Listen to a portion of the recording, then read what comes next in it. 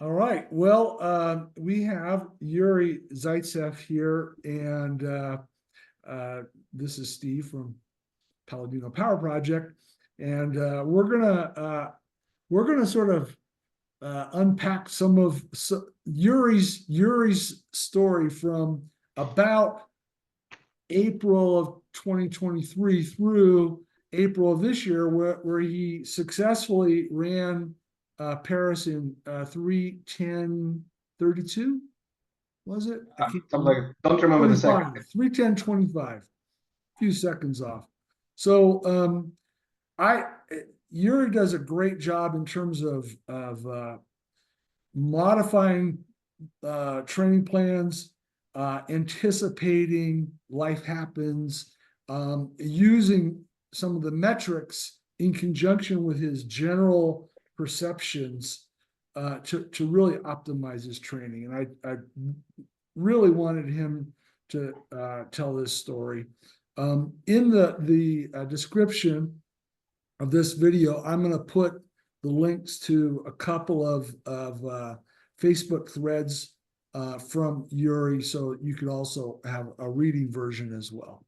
So Yuriy, why don't you start with your injury back in shortly after Paris of 2023, right? You had No, no, something going even into that. earlier than that. It was June 2022. So almost 2 years now. Get an inflammation of a tendons just below the knee, not very nice. And I think I did not treat it seriously enough. So when I recovered enough to start running, it was still not feeling very good. But you know what? We sometimes have a tendency to overdo it. Same for me.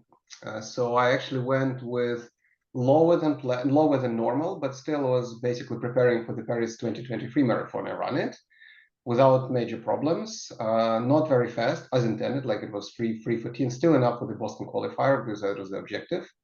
But then the first runs after in the recovery block, I started feeling like not great basically. And that's why I said, like, yeah, you need to treat this seriously now.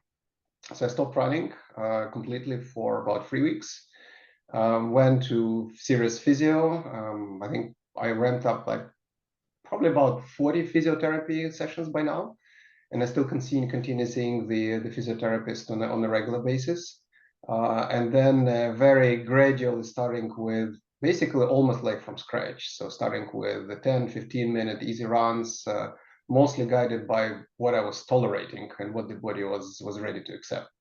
I think it took close to 2.5 months until actually the doc told me, yeah, you can start getting a little bit more intensity. But obviously the CP test was completely out of question. So nothing like a max efforts, even like 1 minute was not even on the cards. But I'm sorry to interrupt, but you did do that rough estimate. You did the Yeah. easy runs and then sort of roughly estimated your CP. If I remember right, it was about 335 So back. yeah, I ran Paris 2023 at 3:48. Yeah. If I remember correctly, and then by easy runs, the first runs where I was just ignoring them, was just running by feel. But then by the time like end of July, the free easy runs method gave me like approximately like 3:35, 3:40. I took the low end of the range just to be on the safe side. Mhm. Perfect. I think that's important. We can't always do a CP test or a race. Sometimes, like this, coming back, you have to have something to work with in that, besides the feel, some people have a pretty acute sensation where their CP is, but using this method also gives people an approximation, a ballpark to start with. So the big part actually, so the field was probably biased because I lost a lot of fatigue resistance. The CP didn't drop that much, like I did biking, which was okay. So some endurance was there, but fatigue resistance in running was completely not there. So if I would have done, probably now thinking back, if I would have done a CP test, probably would have became much lower. not because of training, but rather because of fatigue resistance. Right. And then I started again in a very close cooperation with my physiotherapist, started to gradually ramp up and adding the load. I actually took your plans. I did not take the base one. It was actually some of the workouts principles from a Paladino Power project, but I didn't took the base plan because I couldn't. The hill sprints were out of question, right, from immediately. Yeah. Because of the high mechanical load.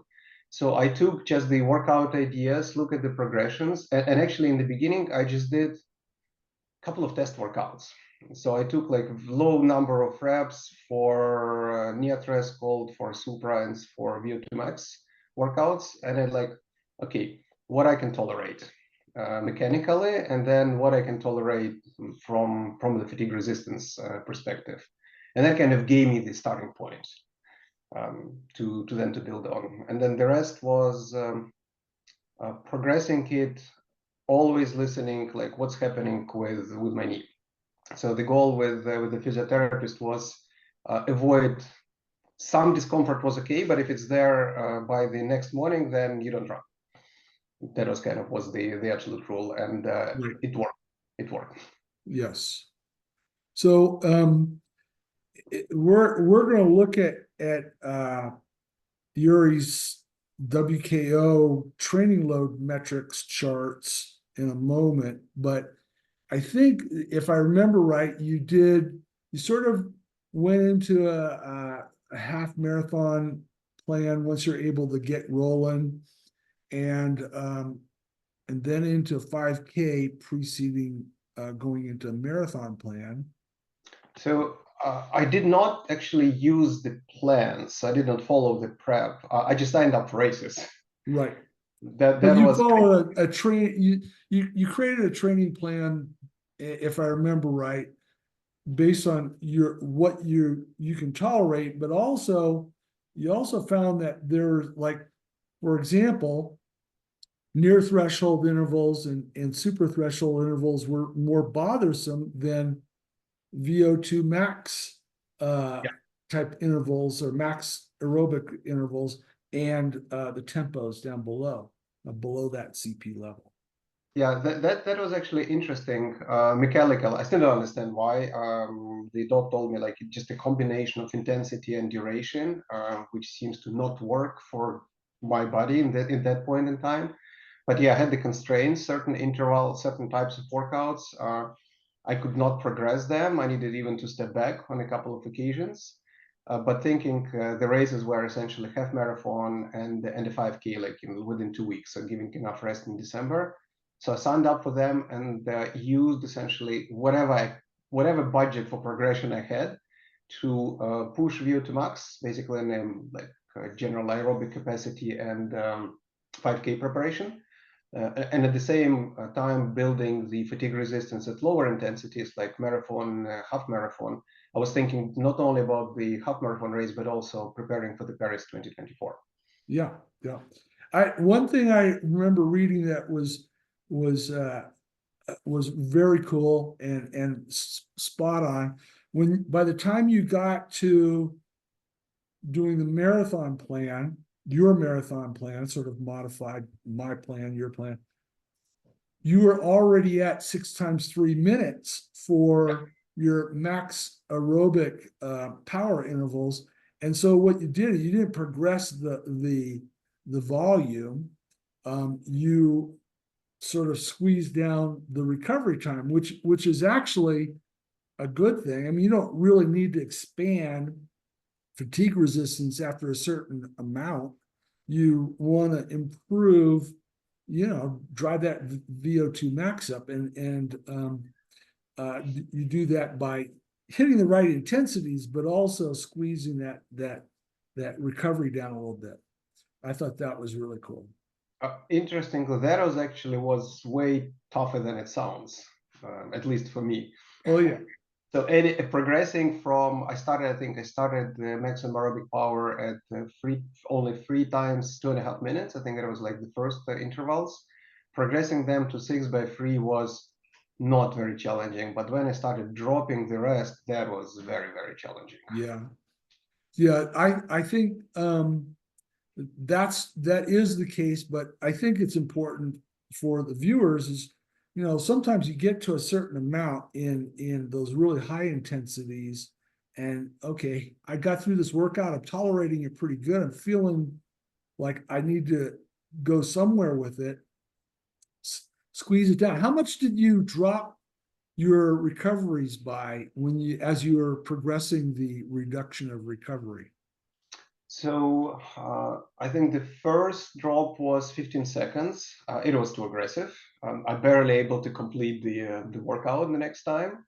But then kind of I repeated 15 seconds and then continued dropping by 5 seconds. So I got to 230. So if you're watching, that's it. When you reduce the recovery rate, it's little segments, and go with something small and make sure you can handle it. And then if you can, then a little bit, another small segment the next time. But that's the way to progress it. Once you've gone to your full volume for the work intervals. So yeah, I actually used your recommendations. You posted a couple of times the charts and the guides for like progressing the intervals. And yeah, one of them was exactly like reducing the recovery time. So let's take a look at your WKO charts and talk about what we've been talking, and then pick it up from there through the race. Right, so let me share my screen for the WKO. Should be coming up. There we go. So that's the build essentially from the moment I started easy running, but more or less at the regular pace, even before the build phase, and all the way to the race itself. Yeah. So you can, on that upper left chart for the viewers, you can see the blue dots there represents a half marathon, and then a 5K, and then the marathon on the far right. So it looks like the half marathon was definitely a B race taper. You didn't get into the positive. The yellow bars are the TSB, which is equivalent of RSB in stride lingo, and the horizontal there is 0, so a lot of negative bars early on, but didn't really get into the positive TSB there, and still positive on, if you look at the chart just to the right of that, just still positive in the CTL ramp rate. So I didn't really do a taper for half marathon. It was like a mini taper before the CP test. Yep. Yeah. And then a little, maybe just a little bit more taper for the 5K. And then what was that? Looks like about 2 weeks after, is early January. Was that a holiday? Yeah, it was actually skiing holiday. And I've learned this already some time ago, that it's actually better to build some buffer for, especially when you go skiing. You don't know in it like, okay, this time I knew where I would be, but you don't always know whether there's going to be a route to run even. Sometimes it's so hilly that you need to drive like significant distance to even find somewhat acceptable, like not the ups and downs to the very steep gradients. So I always build extra weeks to be able to use them for such occasions. Yeah, I remember in a previous marathon build, you put 2 buffer weeks in, Yeah. and the concept is that if I had a holiday, if you know when the holiday is, you plug it in, you make that a buffer week. But the other one was a just in case, life happens, and if you're feeling great, then you just repeat a training week. But if you need that extra rest, then it's there. But this is something that Yuriy has done, going back a few marathons, and it's very smart. I think, when I write a plan, I'll write it for say 16 consecutive weeks. Well, when you load it, it's not a bad idea to load it starting, maybe 2 weeks earlier than it's supposed to start, and then have those buffer weeks that you can take for a holiday, or you have an illness and it's already there. You already have that buffer in there. So I think the first time I did this, I learned the lesson because actually I used that buffer week because I could COVID. Very, very symptomless because like already after vaccination, but still that buffer week came up very, very handy because it enabled me to drop the load, stop running a couple of days, but still keep the progression afterward. yeah, I think the viewers should also, if you look at that upper left chart, and the blue line is chronic trading load, which is that's brilliant. But you see, there's right after the half marathon. I don't know if that was a holiday or just some recovery after that half marathon. There's a little dip in the CTL and then the TSB, the yellow bars come up, and then also that early January. So when you back off, you are giving up. It's like you're using some of the bank account. The blue line is that bank account, so you're using some of it, but if you look at the chart to the right, the CTL ramp rate, during those times, you never really got negative. Scroll over to that where you in early January where you had some This part. so even there, it dropped down, but it didn't drop below zero. So you still, gave up a little CTL, but didn't give up so much that you went into the negative CTL. That was actually, I try to plan it this way because by now I have a pretty good understanding like how different workouts like impact, like the days with different CTL impact the ramp rate. So I actually did the mix of just easy runs and the fartleks at the CP, critical power, like 1 minute, the classic 1 minute reps. And I actually tried to, the easy runs were like just the continuing whatever I was doing in a normal, but the fartleks, I tried to time them and the number of reps, so I kind of keep that positive ramp. Yeah, exactly. So it's maintenance, basically. You're doing maintenance work right around CP, nothing really super strenuous. They're not like 5-minute repeats. They're just 1 minute fartlek just to get the legs turned over and just maintain the CTL, but also maintain your fitness around your critical power. I also, if the viewers look down to the second chart on the left, that is the intensity load, and it's really cool looking at a micro level. The blue line is everything from 95% and above, and the red line is everything from 103% and above. And of course, in a marathon build, you're going to have more load in that 95% to 103% range. And yes, you're going to be progressing a little bit above 103%, but you're going to see a sort of a divergent upwards there. But look at the little build before the 5K. So after the half marathon, things drop down a little bit, but then look at the load, the rate of development of the above 103% versus the above 95% lines. That's pretty interesting. Just eyeballing that for me. I actually, after taking a couple of days after the half marathon for like easy runs recovery, I changed the workouts and I took from a 5K plan the high intensity workouts, like the reps at the intensive max aerobic power and the mixed intensity super threshold and VO2 max workouts. And I think that's actually what shows up. So the total volume did not go up, but the high intensity component definitely went up significantly. Yeah, yeah. And so the chart is reflecting what was actually done and also what should have been done for that particular target race too. So scroll down a little bit more. Let's look at that daily.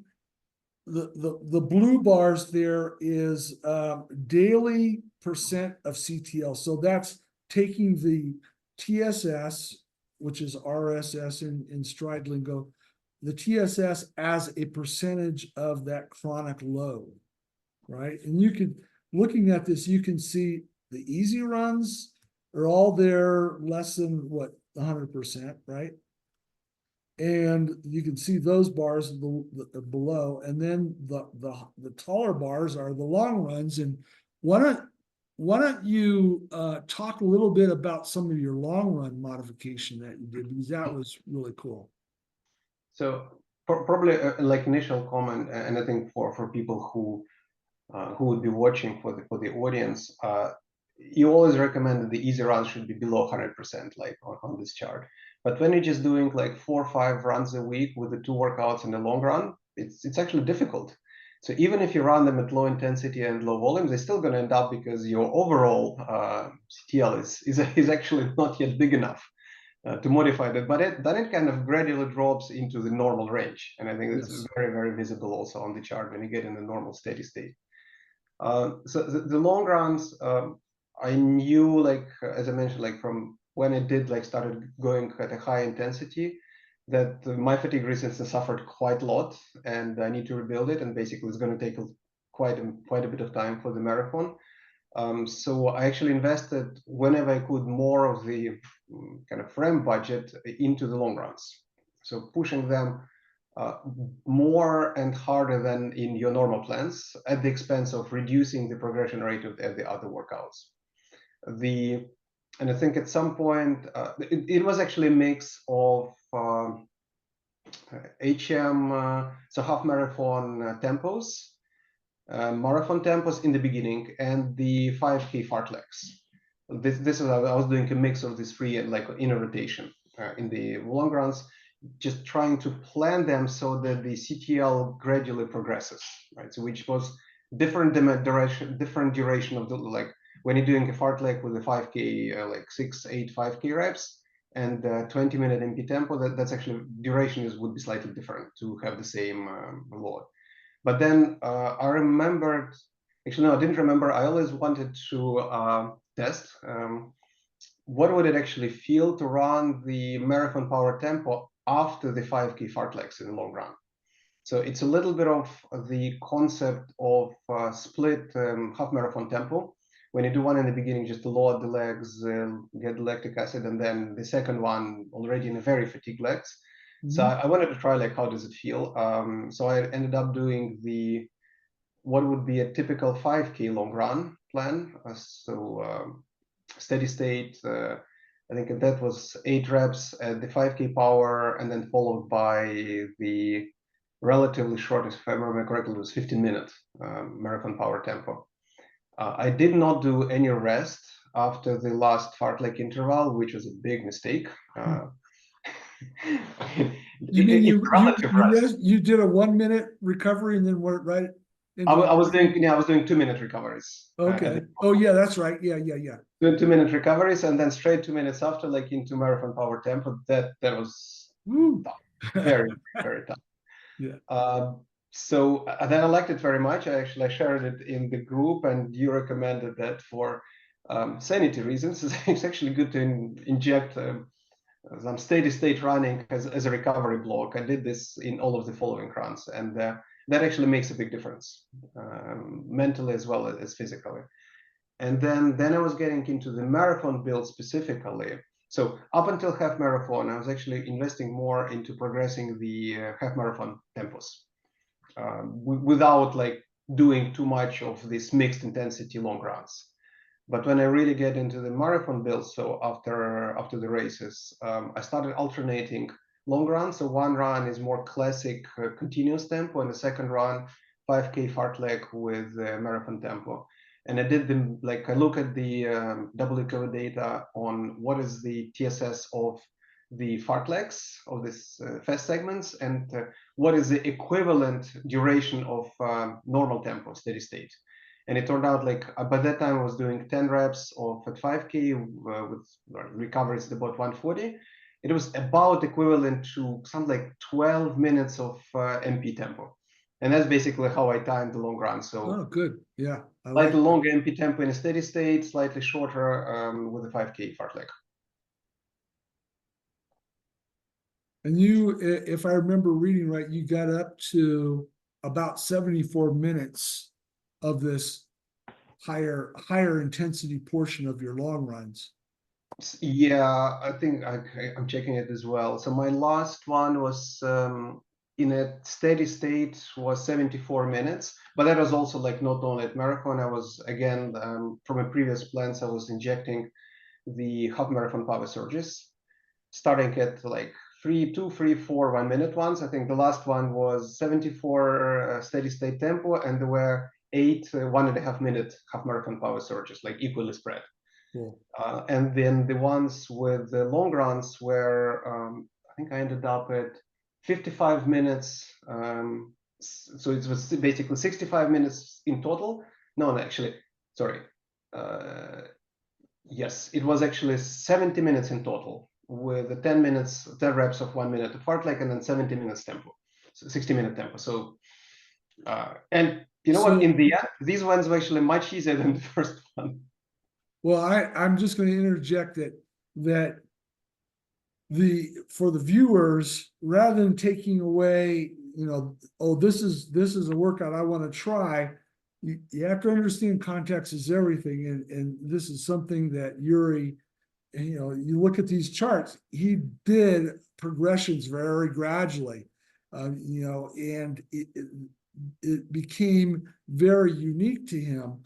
But the bigger point is, yeah, you can modify things for you individually using some guidelines, and what we're going over here are some of the guidelines. So we're sort of running low on time. Do you have another area or key area that you want to talk? I had a question for you. Go ahead. I mean, probably one area which was also like in the marathon build, I completely disassociated like the progressions on the different workouts. Right. I remember reading that, and the viewers can read that as well. That, like, for example, the max aerobic power intervals we've already talked about, but he was at certain levels at the start of the marathon plan and progressed from there, and others were at different levels. So he just naturally looked at what is my current level, and we're going to progress off of that. It's not, hey, I'm going to automatically jump to this and try to progress at a different rate. But the question I had was, you got to 3 times 16-minute half marathon power intervals as a workout. Did you start off with 2 times X number, 2 times X? And then when did you switch to 3 times X? So I switched when I get to 2 times 20, the next one was 3 times 15. And then I thought that after that, adding 5 minutes might be a bit too ambitious. Adding like 7 minutes would be a bit too ambitious. So instead of doing like 3 times 17 and a half, I did 3 times 16 and a half. Yeah. To keep the overall duration increase by 5 minutes, as actually in all of the previous progressions. Yeah, I think that was good. I that's something I recommend as well. So I think let's call it right there. And man, it's been just great talking with you, and I admire how you individualize things and take some of the concepts and just apply them. It's fantastic, and hopefully we can talk again. Thanks to you. Well, I hope this time I will not forget to register for Boston, which I did a year ago. Well, And this time you're in. This time you're in. So yeah, definitely. I wasn't last time as well, but I forgot to. I didn't set the reminder, and I just completely missed the registration window. Talk about the being thorough. And then you can go to the Stride party at the expo. Oh, Sounds I'm like looking forward to it. they have a lot of people showing up there, so it sounds great. Sounds like a plan. All right, thank you very much. Thank you, Steve.